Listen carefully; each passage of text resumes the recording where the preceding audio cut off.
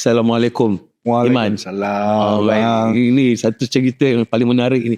Iman, sebelum kita cerita apa-apa ya, mungkin ramai orang nak tahu siapakah Iman itu. Boleh cerita sikit sejarah Iman siapa? Bila orang bertanya, Iman, kau siapa? Bagaimana Iman nak jawab? Okey. Kan? Sekarang lah saya seorang ayah pada 3 orang anak. Ya, 2 orang perempuan, seorang lelaki. Anak lelaki saya ada autism, nama dia Adam. Dan saya seorang house husband lah, sepenuh masa, ya, menjaga anak saya kat rumah, ya, segalanya lah. Saya memang boleh kata saya seorang prisoner of my own home. Oh, istilah prisoner. Sebelum menjadi seorang yang dikatakan prisoner itu, ya, sudah tentu Iman ada sejarah sendiri. Sebelum ini Iman dikenali sebagai apa? Bekerja dengan dunia hiburan. Sehingga bilakah berhentinya sejarah itu dan mula satu sejarah yang lain selepas itu? Sebenarnya bahagian kehidupan saya, bab itu saya dah lama tutup dah. Saya dah memang buried, Tapi abang tanya, jadi kita korek balik sikit lah. Yeah. Dia itu adalah sebenarnya Iman Wan yang dulu-dulu lah. Yes. Sebelum yang saya dah memang tak fikir sangat lah. Dulu saya seorang anak seni. Saya sebenarnya sangat-sangat cinta dunia dulu saya. Terlalu cinta. Sehingga memang orang kata 24 jam lah. Saya seorang komposer. Saya memang enjoy gila-gila kerjaya saya. Saya ingat I was the luckiest person in the world. Ya. Sebab bukan semua orang boleh, orang kata, mencari rezeki, ya, dengan benda yang mereka enjoy, suka, cinta. So I thought I was the luckiest man alive. But never did I imagine my life would totally change. Yeah. When did it stop? Bilakah ia berhenti? Ya, rasa mungkin dunia hiburan juga, mungkin Allah kata kan, Iman, awak ini dah enjoy sangat dah dalam dunia hiburan. Perkukuhkan Iman. Ya, dia kata dia bagi saya seorang anak istimewa, Adam, ya, yang ada autism yang level 3 yang very very serious of the spectrum. Ya, dari sanalah orang kata proses dia bermula. The transition ke Iman Wan hari ini. Okey. Balik kita bercerita dia. Apabila lahirnya Adam, satu dunia baru. Tapi bila lahir Adam tu, Iman dapat kesan ke adanya autism pada Adam? Ataupun bagaimana? Bila melalui seorang anak lelaki, mula-mula dapat Ariana. Lepas itu dapat anak lelaki. Aduh, bagaimana perasaan ketika itu? Memang kita tak tahu. Dan bila saya first time jumpa anak lelaki saya, Adam, memang he was so beautiful. Ya, dia memang feature perfect. He was a beautiful baby. Jadi memang kita sangat excited lah kan. Dapat Adam semua, dan memang tak tahulah, kita tak tahu. We had a lot of dreams for him, excitement, Tapi kita baru dapat tahu yang dia ada autism masa umur dia 2,5 tahun. Kita perasan when he was about 20 bulan, kita perasan dia ni pelik sikit lah. Pelik macam mana? Dia tak ada eye contact. Lepas tu dia tak interact, ya, tak respon sangat kepada orang-orang yang panggil dia tak respon. Dia tak suka bermain dengan budak-budak lain. Dia tak suka toys. Yeah, he likes pieces of paper, right? So selalu kalau kita bawa dia pergi shopping kan, tolak dia dalam stroller, dia akan choose a price tag. Itu yang pelik kan. So dari sana kita tengok, anak kita ni macam perkembangan dia lain. Bila dapat tahu daripada doktor, apa perasaan? Bahawa confirm ataupun pasti Adam menghadapi autism yang acute. Well, mula-mula memang dia tak hit kita lah. Sebab saya tak pernah dengar perkataan autism. Kita tak tahu apa itu autism. Kan? Wife I pun tak berapa tahu. Jadi it didn't hit us immediately. Yang kita tahu yang okay, doktor kata Adam ada autism. Apa autism ni? Maybe something that will go away lah. Kan? So it didn't hit us until very much later. When my wife buat research, kita dapat tahu sebenarnya autism is a lifelong punya condition seumur hidup. That's when it slowly, the reality hit us. And obviously, kita jadi blur sekejap lah. Berapa lama memakan masa untuk tidak blur? Lama juga. Ya. Ya. Sebab dia punya blurnya situ. Dia bukan macam tiba-tiba everything cerah. Ya, betul. Kan? Dia macam ada farsa dia, farsa pertama mungkin ambil lebih kurang 1 year. We thought we knew everything kan. Tiba-tiba, alamak, something new came out. So, we take another 6 months to a year to move to a different phase kan. So, I think to really understand autism, it's not something yang kita boleh membaca ataupun kita boleh experience 6 bulan, setahun, 2 tahun dan kita jadi macam pro. Wow, okay, we know everything about autism. It is really a lifelong process dan dia bergantung kepada anak itu. Ada setengah yang very chronic, very serious case. Ada yang very mild and you cannot compare. Then also the family lah, education and so banyak variable yang to answer that question lah. There's no one fixed time for a specific person. Everybody goes to different journey. Macam mana berhadapan dengan itu? Pertama, sebagai suami isteri menghadapi anak yang sebegitu, bagaimana Iman dengan Ida berhadapan dengan itu? Pada mula-mula setahun, 2 tahun, 3 tahun peringkat awal itu. Saya masa Adam dapat tahu Adam ada autism, masa itu saya memang very aktif dalam my kerjaya. Dan I cakap tadi seorang anak sini, I was very into my work, my world. I tak fikir sangat pasal Adam. My wife is the one yang banyak buat research. She was more concerned. Then dari situlah kita ada sedikit friction. Sebab I sentiasa cakap dengan dia, it's very temporary, will go away, don't worry lah, nanti Adam akan cakap kan. So she said, no, you have to do something, you have to do this, I dapat tahu macam ni, macam itu. So dia sentiasa, like, to me, it became to a point where it was very disturbing. Kan? Because she keep wanting this, wanting that, and I keep saying that, it's going to be okay, everything is going to be okay. Right? So obviously I was wrong. And then what happened when you need to deal also with the rest of your family? Bagaimana berhadapan dengan anak-anak yang lain? Ariananya, Aranya, bagaimana? Yeah, Ari masa itu of course Ara wasn't born. Yeah, Arina is actually very rapat dengan Adam sebab Arina 2 tahun lebih tua dari Adam. Right? So when Adam was diagnosed dengan autism, Arina was 4 years plus, 5 years old kan. So it was okay lah, it was nothing. Because Arina kind of grew along. Because Adam, he was a very nice, easy to manage kid when he was young. Dia bukan macam sekarang. Masa dia 5 tahun, 6 tahun, Adam was a very good kid. Kita boleh bawa dia ke mana-mana. I boleh pergi kerja, I boleh pergi office, So I pun macam kadang-kadang me and my wife fikir, why everybody cakap autism ini macam susah sangat. Tapi tak susah pun. Anak kita okay, baik aja. Tak ganggu hidup kita pun. So that I think made us become complacent. Kita tak buat banyak benda yang kita patut buat. Ya, sebab kita ingat okay je. Jadi Arina dia tak ada masalah. Arina tak ada masalah.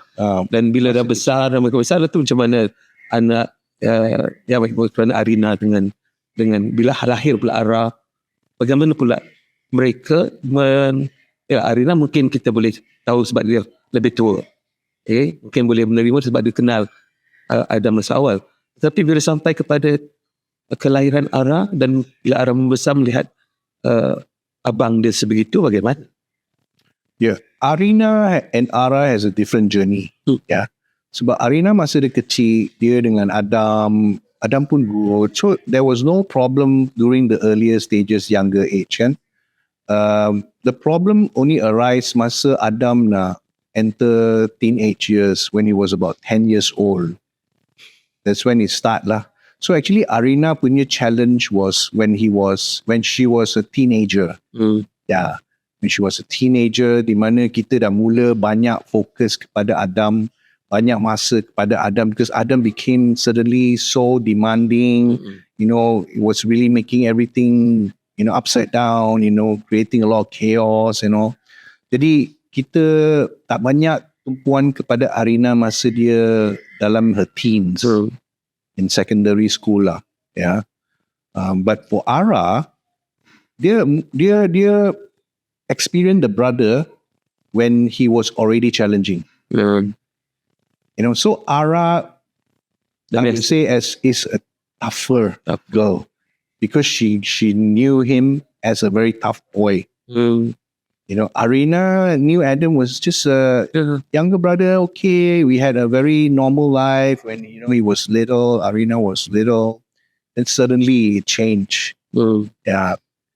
Alright, let's move into kita bagi kepada bagaimana boleh tak Iman bawa kita menelusuri, istilah aku, menelusuri pengalaman hari ke hari, a typical day-to-day life, dengan keluarga sejak tiga-tiga sudah hudud dan bila ada mulai menjadi cabaran besar.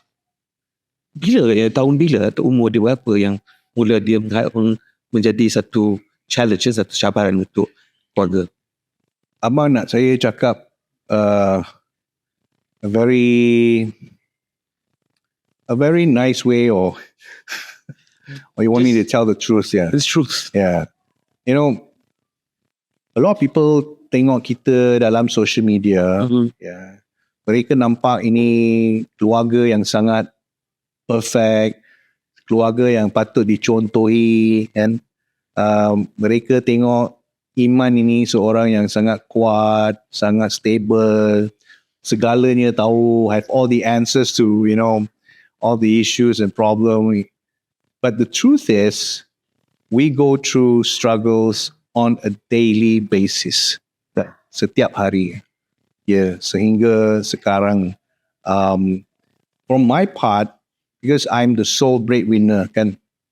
Saya adalah seorang, saya sole breadwinner, and it's been very challenging for me to make a living, to build my career, sebab I am full time with my son. I jaga my son. So a lot of people think that work from home, you know, it's fine. You know, you have your time, you have your office and things like that. But for me, when I work from home, it's a different, you know, a whole different ball game altogether. Yeah. It's like unthinkable lah. Yeah, unthinkable. For me to just curi half an hour to buat kerja pun susah. And to do this podcast with you also, it's not easy. Yeah. I can understand that. Yeah. So there's no such thing as routine. Tidak ada routine ataupun ada routine. The routine? Yeah. Okay. When you deal with Adam. Ideally, the routine that we want to do has never been able to achieve. Right. What we are doing every day now with Adam and with our life is not the ideal plan. It's not what we want to do. But we just have to go along. We have to get by, right? Like Adam requires our time, my time actually. I jaga him 80% of the time. Yeah. Because no one in the house can deal with him anymore. He's grown up. Yeah, one thing is grown up, and he is very very hard lah to handle him, right? So the mother is pretty much, she already come to her limit, right? So she has a limit. She's very tired. I mean, as a woman, I understand she doesn't have a life. She cannot go out, right? She has a law. She has sacrificed so much, right? So I understand, her limitations and all that. So I kena take over banyak benda when it comes to Adam. Yeah. I mean, physically managing him. And of course, I don't want the burden to go on to the adik-beradik lah. And sebab they have their thing also. And Ara has her school. She already sacrificed enough, for the brother. And Arina, now she's busy with her own career. And that's the reality lah of things. It's really a daily struggle to keep things, in perspective. It's not easy. See, when you tell me all the stories, bila cerita sejarah, cerita apa yang pengalaman Iman sekeluarga ini, saya menjadi sebagai orang yang di luar melihat ni, Ayah, how do you guys survive? Macam mana hidup ialah berdikari dalam keadaan Iman tak ada kerja katanya. Iman tak boleh bekerja kerana kiranya 80% hidup, kalau tidak pun 100% hidup adalah untuk menjaga Adam. Apatah lagi sekarang, usianya sudah 20 lebih. And dia kalau kita anak muda itu dah boleh berumah tangga dah kan. But so, how do you address that? Bagaimana berhadapan dengan cabaran itu? Yeah. How do you survive? Sebenarnya saya terjebak dalam dunia yang saya tak tersangka yang saya perlu buat lah, kan? Iaitu jualan langsung, direct selling, kan? Bila kita cerita direct selling, jualan langsung, orang semua memang tak respect lah, tak pandang lah. Dia benda ni orang kata ramai orang tak nak, takut lah, tak nak buat lah, dia tak respect you, dia tak fikir itu satu kerjaya, kan? Tapi itulah hakikat dia. Saya memang terjebak dalam dunia ini dan suka tak suka dunia jualan langsung yang membesarkan anak saya. So masa dulu-dulu bila Adam kecil dulu, saya ingat lagi saya pergi mana-mana meeting, saya pergi jumpa customer, partner, mana-mana saya heret Adam sekali, kan. Kadang-kadang kita tengah buat presentation semua pun dia duduk kat saya punya lab, kat meja, dan kadang-kadang kita sampai larut malam pun Adam ada.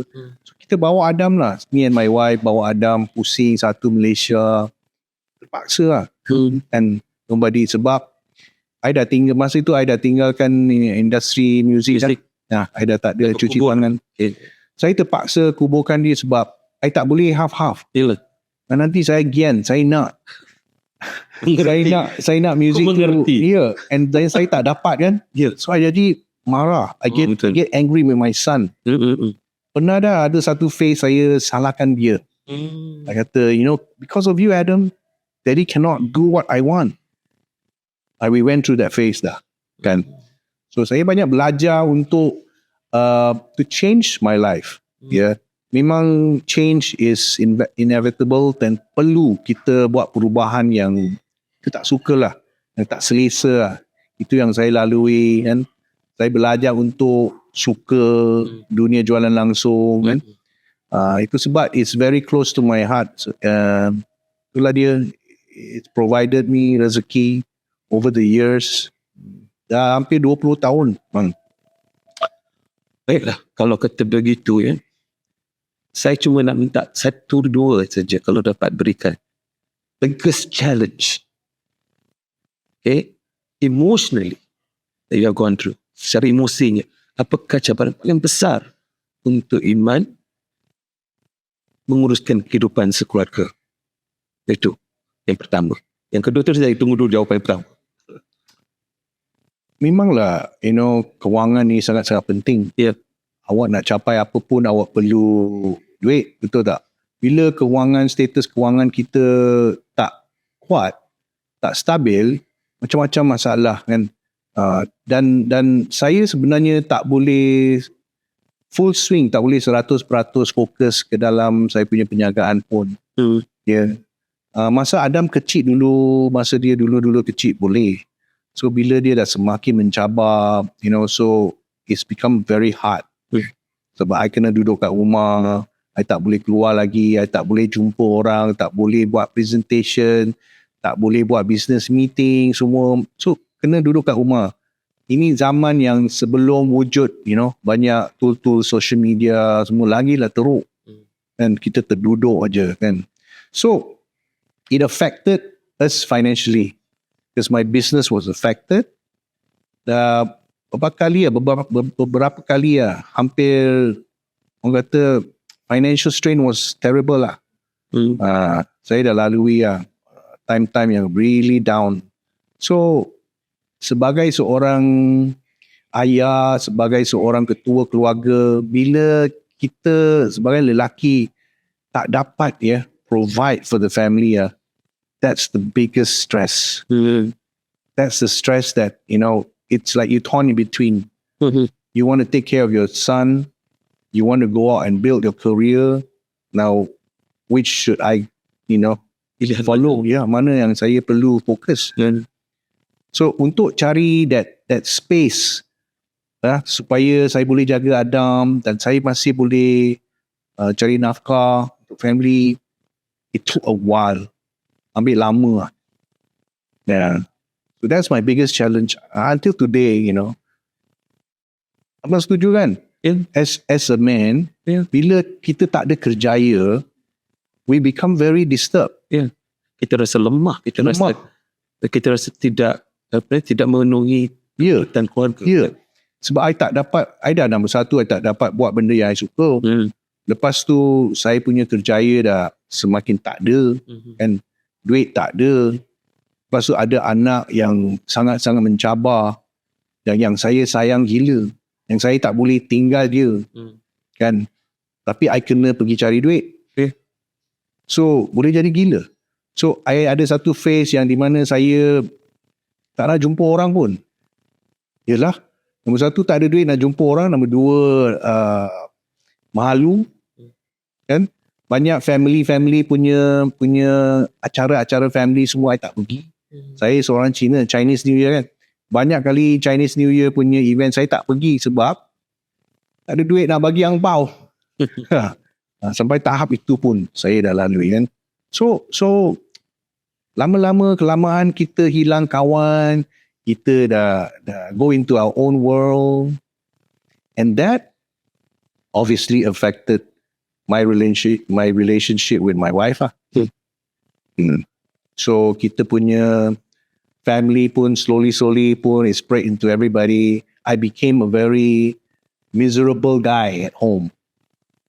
Right? Bila kata miserable tu maksud ni? I get irritated very easily. Panas baran. Sebab panas baran kan. Sebab tak boleh, macam I feel so stranded. Tak boleh buat apa. And I boleh tinggal segalanya. I don't care about my anak, and I just go and build my career. I boleh keluar, boleh cari duit. Ramai orang ada offer kerja semua. I terpaksa tolak. I tak boleh terima. Because I tak boleh bagi time I kepada company, kan? I tak boleh bagi masa I kepada itu. So, I tak boleh terima. I nak jaga anak, tak ada duit. So, how? So, that's the biggest challenge for me as a man and as a father to Adam, to a husband, to my wife. Actually, she's very understanding. She already done everything she can. So I do not even dare to ask for anything else anymore. Right? Sebab I tak boleh provide dia kan benda yang dia nak. So itulah dia punya struggle dia mentally, emotionally. Right? And I kata the only thing that kept me afloat is, of course, my spiritual faith. Alhamdulillah. Because if it's not, I don't think I can last this long. But the challenge, is it still there, or you have already some sort of solution to some parts of the problems that you face, especially dari segi especially from the part of stability financially dan sebagainya. Macam mana? It's on and off because my son also on and off. And it's better, but it's not to a point where I can retire. You know, I still have to work, I still have to build. You know, I still have a lot of plans that belum kita capai lagi. Kan? And my son, it's getting more demanding di mana saya tak boleh keluar langsung. Saya tak boleh keluar langsung.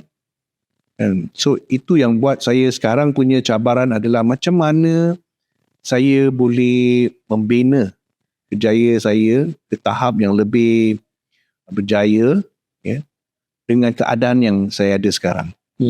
So that's my biggest challenge. Dan to keep the family together. Yeah. It's not easy. Have you found any ways of a kind of solution to the problem that you're facing? Ya, itu yang I kata is alhamdulillah, sebab saya dah banyak tahun tercimpung dalam dunia network marketing. Itu yang help me a lot, is providing me, you know, residual income after what I have done lah. Tapi dia tak cukup. You know, that I have income, passive income, yeah, but it's not to a point where I boleh tak payah risau anymore, kan? So alhamdulillah lah, what I have now, I'm continuing to work at it. Like now, I'm doing this particular platform called You Great International. Yeah. Jadi, insyaAllah, tapi I percaya selalu, and Allah is watching us, you know. Yeah. He's been taking care of me all these years. If I really look back, if I start to make it logic, you know, to write down the logic, the facts, I wouldn't have survived already. But how come I'm still around, you know, and able to continue to persevere? And it's because of Allah's will. That's the only way. And my marriage also, you know, is affected. Yeah. Which we don't talk about it a lot. Yeah. And people out there in social media, they think that, you know, this is like the most beautiful, perfect family. But they don't know lah. Yeah. So that's why I selalu nak cakap dengan orang luar, don't feel so bad, you know, if you're not having a good day, you know, if you are not getting what you want, you know, when you look at people in social media, they say it's not all true. It's a truth. Because it may not be like a lie, but it's not everything. What I'm able to share on social media tak mewakili segala-galanya lah. Itu hanya sedikit. Betul. Kan? Itu apa yang kita mampu share. Kan? Macam yang podcast ini, itu yang saya punya niat adalah saya nak kongsi lebih. Yeah, demi kerana bulan autism, dan saya tahu ramai family-family kat luar sana, mereka pun lalui apa yang saya lalui. Ya. Dan mereka mungkin dia pandang Adam's Autism Family, dia ingat, wow, ini family bagus sangat lah, memang kita kagum dengan mereka, they have all the answers. But I nak bagi orang luar sana tahu yang sebenarnya tidak. Kita pun sama macam diorang semua. You know, kalau mereka ada masalah, kita ada juga masalah. And, tapi kita continue. We are all work in progress, you know. Yeah.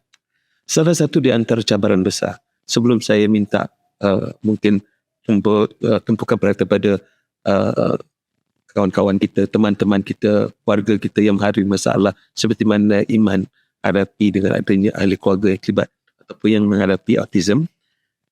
Bagaimana dengan reaksi masyarakat sekeliling?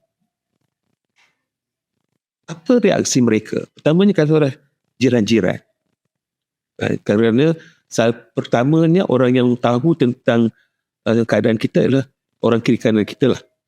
Bagaimana reaksi mereka apabila mengetahui ataupun dapat melihat cabaran yang dihadapi oleh Iman?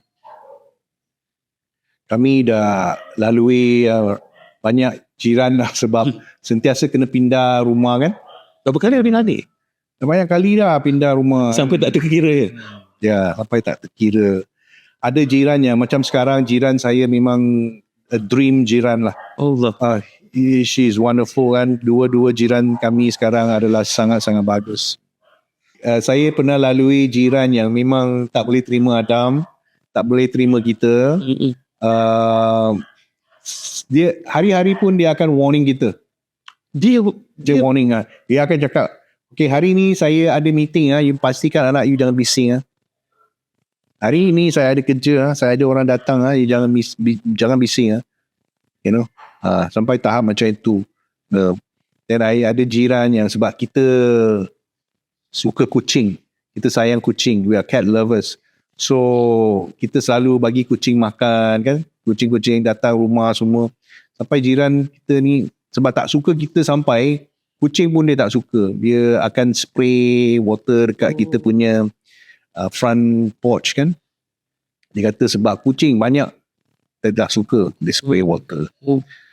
So kita dah lalui banyak memang ada orang yang supportive, ada orang yang faham dan ada yang tak faham. Dan itu sebab kita punya perkongsian, our advocating about autism tak boleh berhenti. Betul. Ya, kena berterusan. Itu baru cerita tentang jiran ya. Bagaimana kalau masa-masa dulu apabila Iman berhadapan dengan membawa Adam berjalan di luar sekeluarga, dan apakah pula reaksi masyarakat sekeliling yang mungkin tidak mengerti, tidak memahami bagaimana berhadapan pula dengan orang yang autism? I rasa bab itu tak berapa masalah sebab mereka, selagi mereka tak tegur kita, I tak kisah kan. Selalu pergi mana-mana I pegang tangan dia. So orang pun akan pelik asal dua lelaki ni pegang tangan macam kekasih kan. Muhammad tua ni dengan Muhammad handsome itu apa cerita ni kan. Jadi saya selalu perasan lah orang tengok kan, tapi I tak kisah benda itu. Biarlah mereka terjun dalam labunya. Yang bermasalah adalah bila Adam meltdown in public.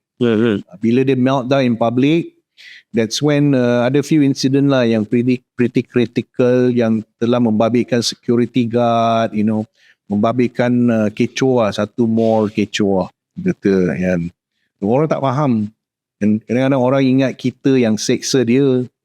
But that one already passed. I've already passed that stage. Sekarang tidak keluar. Sekarang kita keluar, kita dah, orang kenal kita sekarang. Orang kenal, orang tegur kita. Sebenarnya sekarang is lagi bagus. Sebab orang tegur, hi Adam. Orang lebih ramai yang come forward kepada kita. Mereka semua macam follower Adam's Autism Family kan. So kita rasa macam ada baik jugalah kita popular dekat social media kan. That's why bang, I ada pernah cakap, I kata, then make me realise that memang I ada satu matlamat, saya nak buat Adam popular. Kenapa tahu bang? Sebab kalau Adam popular, katalah satu hari bila I dah tak ada, Adam got lost kat jalan raya, jalan sini, jalan sana, orang kenal dia, orang takkan harm him. Mungkin orang akan tolong dia, selamatkan dia, bantu dia sebab orang kenal siapa Adam. So itu adalah salah satu saya punya matlamat kenapa saya nak buat Adam popular. Dan memang nampak gayanya dia lebih popular daripada seorang komposer ya. Betul lah. Ya. Tapi ada tak ada artinya ini sosial media. Dan sosial media ni media sosial ni dia bukan ada batas. Yang menyokong gila, yang membantah pun ataupun yang mendapat atau menunjukkan negatif pun ada. Bagaimana Iman berhadapan dengan yang menyokong satu hal lah, tetapi yang barangkali menyindir atau mengata ini Iman dia mengambil anak dia ni untuk menggunakan Adam bagi kepentingan kocik sendiri ataupun kocik keluarga. Apa reaksi Iman terhadap tu? Itu memang ada bang kan. Social media ni kan, netizen ni memang macam-macam lah, tapi a very small percentage. Mereka selalu kata Iman ni menggunakan Adam untuk buat duit, menggunakan Adam untuk popular. Kenapa awak ayah apa jenis ini kan, sacrifice awak anak you punya privacy kan. Kenapa you tunjuk dia punya kekurangan, buka aib dia, tunjuk kat orang luar. Kenapa you buat macam tu ayah? Bukan ayah yang baik lah kan. Dia akan cakap macam tu lah. Okey, cabaran yang dikatakan tadi, mungkin sikit tentang yang negatif. Bila berhadapan dengan negatif, bagaimana Iman menguruskan soal-soal itu ya? Sebab pertamanya kan, Iman pernah bertindak ataupun berperasaan barat. Kan? Tetapi barangkali kerana makin lama makin terdedah dengan pengalaman menjaga Adam, baran itu semakin kurang kan. Tetapi itu kalau dia kena call, tetapi bila dengan orang luar, kan, reaksi orang luar, cuma sekarang ini mungkin kurang dibandingkan dengan dulu. Tapi bagaimana ketika dulu tanpa ada media sosial? Mula-mula memang saya tak boleh terima. Dan mula-mula memang kita marah, saya pernah jawab, balas, gaduh semua kan, tak boleh terima kan. Tapi bila, sebab kita dah dekat social media dah lama, media sosial ni kita, Autism Family dah hampir on social media 8 tahun, 9 tahun. Jadi saya dah sekarang tak sama macam mula-mula I start dulu lah. So it's okay lah. Saya sedar bahawa it's just a very small percentage. And kita tak payah fikir lah, sebab kita tak boleh please semua orang. Dan tapi dulu memang susah. Tapi sekarang dengan kita tadi juga, Iman dah katakan sekarang lebih mudah, lebih membantu kan orang nak kenal. Ya, sekarang orang kenal. Tapi bila orang kenal, lebih ramai orang kenal, lebih ramai orang yang tak suka juga. Oh ya? Dia kan come with the package. Ya, kan. The more popular kita become, the more jealousy. Penyakit ain kan bang. So orang punya envy, punya cerita macam-macam lah. Kadang-kadang orang yang kita kenal je. Kan. Sebenarnya ramai orang nak tengok kita ni jatuh pun. Ya, kan. Macam bagus sangat lah Iman ni, macam you baik sangat kan. So benda ni it's ongoing. Tapi kita dah biasa lah. Right? It's a business and I also running a business. Jadi I suka tak suka, I have to be relevant lah dekat media sosial ni. And I tak boleh hilang. So kalau dia kata saya gunakan anak saya untuk buat duit, I tak boleh, I tak nafikan, I do not have to say that no, it's not. Kan, I sekarang dah fikir macam, I guna anak saya untuk buat bisnes, tapi apa salahnya bang? Sebab bila I buat bisnes, saya berjaya, kehidupan anak saya lagi bagus. Kan, ramai orang juga nak berniaga menggunakan artis-artis, menggunakan orang yang popular dekat social media ni. Saya ada, Allah bagi saya Adam. Dan orang suka tengok, orang suka follow. Jadi saya rasa tak salah kalau I, to include Adam into my, campaign, my project kan. At the same time. So saya punya pandangan dari segitu. I don't think it's wrong. I think orang just suka cakap aje lah. Dia jealous, dengki kan. You got a very good point there. Satu pandangan yang benar-benar membuka mata ramai. Apabila dikatakan bahawa ini kita dianggap guna-guna. Tapi ini untuk kebaikan keluarga. Betul. Kan? Ini untuk kebaikan keluarga. Lagipun, tidak ke mana bukan masa kocik sendiri, kocik keluarga. Betul. Kan? Yeah. Kalau orang lain itu menggunakan orang lain untuk kepentingan dia, itu saya cerita. Itu bukan keturunan dia, itu bukan keluarga dia. Dia ambil muka orang itu, dia popular, orang tu popular, dia ambil rezeki, dia ambil, tapi biarkan dia bagi kat orang. Tapi yang ini korban. Saya fikir itu mungkin membuka mata ramai. Cuma sekarang ini orang akan juga melihat bagaimana Iman dalam keadaan terikat dengan Adam memberikan waktu kepada anak-anak yang lain. How do you manage that? I still cannot find the perfect, balance. Sebab di mana saya ada waktu, saya akan habiskan masa saya dengan anak-anak yang lain lah. Arina dah besar. Dia dah ada kerjaya, dia pun sibuk dengan kerja dia. Jadi itu tak jadi sangat isu sekarang. It's just anak kecil saya, anak bongsu Ara itu yang memerlukan banyak kita punya time, kita punya tumpuan kat dia. Kadang-kadang dia demand jugalah. Yeah. And I make it a point lah. Saya sentiasa ingatkan diri saya, I kena luangkan masa untuk dia juga. But it's never easy. Sebab banyak benda, it depends on my son. Kan? Dia ada hari yang dia baik, ada hari yang dia kurang baik. Jadi macam saham lah. Bila naik, bila turun kan? Macam saham dia naik, turun. Dia tak tentu. Baiklah, let's talk about ni penghujung ni mungkin look ahead, kan? Bagaimana kita melihat apakah pada pandangan Iman rancangan Iman selepas ini ataupun the future, what does it hold? The future, what it holds, I don't have the answer. And kita akan usaha. Of course, I have my plans. And at the end of the day, I want to be closer to Allah. Right? Sebab I percaya yang Allah akan aturkan segala-galanya untuk saya. Sebab I fikir-fikir sampai masak pun I tak ada jawapan apa I nak buat dengan Adam. I tak ada. I tak nak harapkan anak perempuan saya untuk take over jaga dia kan. Saya pun tak nak macam itu. And kalau betul-betul, kalau tiba-tiba saya dah tak ada, I really don't think my family can handle him now. So hari-hari I doa lah supaya panjang umur kan. Allah bagi saya masa untuk saya uruskan segalanya betul-betul sebelum I pergi kan. So that is my main priority.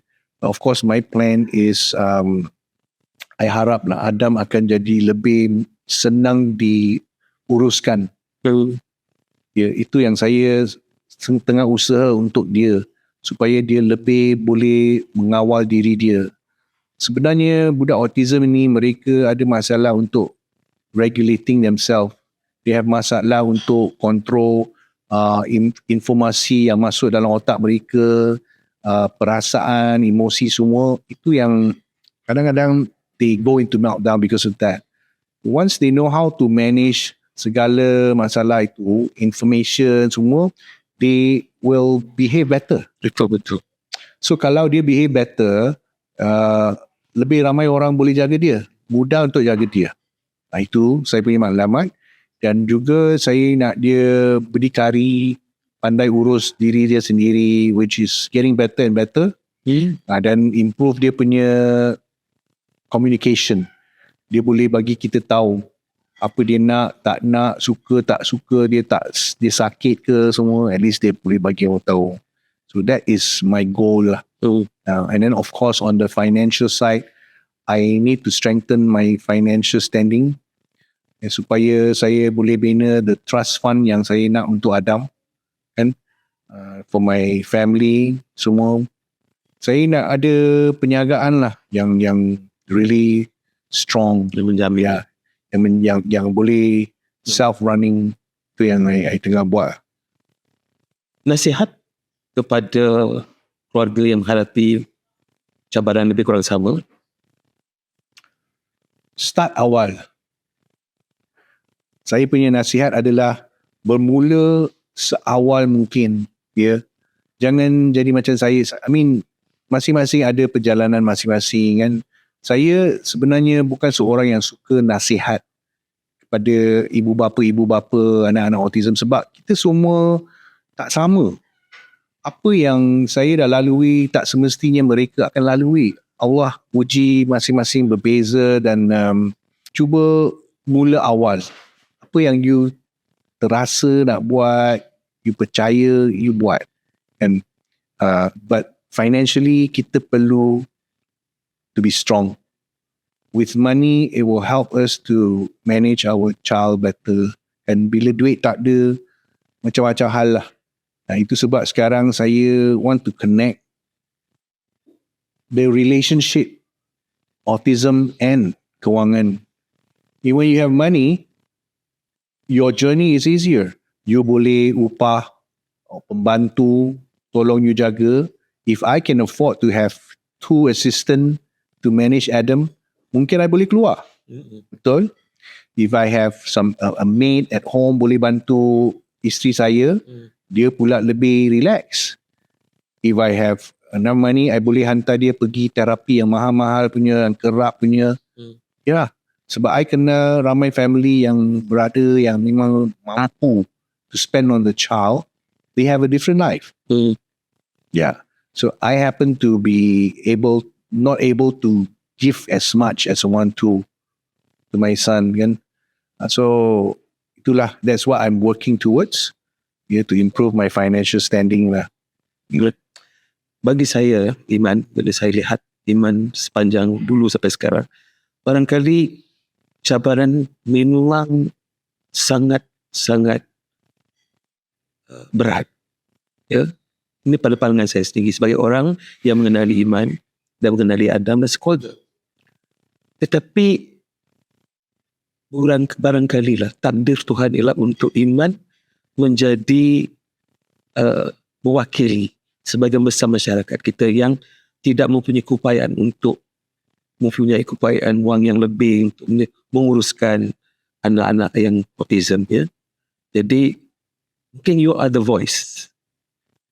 Mungkin Iman sebagai rujukan tanpa sedar, ya. Dan akhirnya you have a very big responsibility. Tanggungjawab Iman sebenarnya apa yang Iman lakukan ini semua benar-benar ditakdirkan Tuhan membantu orang lain. Dan saya fikir Iman kena teruskan perjuangan ini kerana perjuangan ini bukan kecil. Dan saya percaya ramai di antara orang di luar sana bila mendengar dan memahami apa yang dilalui oleh Iman, dia dapat memberikan satu refleksi kepada masyarakat lain yang menghadapi yang sama. Jadi usaha untuk wujudkan satu yayasan, satu platform yang boleh membantu meringankan beban kewangan itu adalah satu tindakan yang menarik dan baik sebenarnya. Ini soalan yang di hujung-hujung ni soalan yang menyentuh kalbu sikit lah. Jadi bersedia lah. Iman. Baiklah Iman. Andai je lah esok Iman akan tinggalkan dunia ini. Dan Iman berhadapan dengan Adam. What would you want to say to him? Apakah mungkin kata-kata terakhir ataupun nasihat terakhir, pesanan terakhir Iman kepada Adam khususnya? Saya tak pernah terfikir macam itu, tapi saya sentiasa percaya bila Allah ambil saya rasa Adam akan jadi baik. Saya percaya bila I tak ada, dia akan jadi budak yang lebih senang diuruskan. Talk to him. Kalau dia ada harapan Iman, saya akan cakap dengan Adam, kalau I boleh cakap dengan dia, I cakap, Daddy go first lah, Daddy pergi dulu.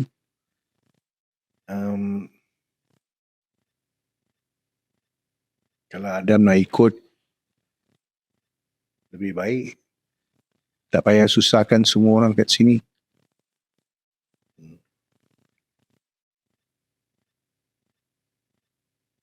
Tapi kalau Adam nak stay,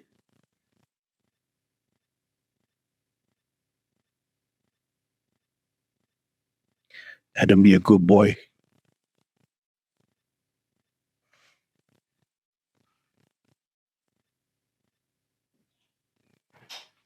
it was powerful.